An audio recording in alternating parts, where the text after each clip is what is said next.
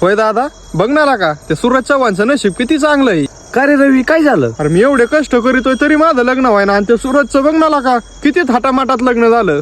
म्हणजे तूच कष्ट करतो आणि तो काहीच करीत नाही. हा मग तेव काय करीतोय असं? ते कसं आहे ना, लोकांना फक्त यश दिसतं, पण त्या मागे त्याने किती कष्ट केलंय हे लोकांना कधी दिसत नाही. म्हणजे मला काय कळालं नाही. अरे रवी, असं नाही त्याला हे सगळं फुकाट भेटलंय. तो एक व्हिडिओ क्रिएटर आहे.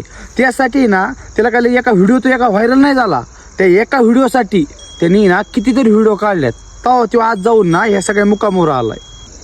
आणि रवी, आपण काय करतो माहिती का, आपल्याला एखादी गोष्ट करायची असती आणि एखाद्याला आपण विचारतो ही करू का रे, आणि तो म्हणला का नाही नाही नको, अरे व्हायचं नाही, आपण काय करतो ती लगेच सोडून देतो.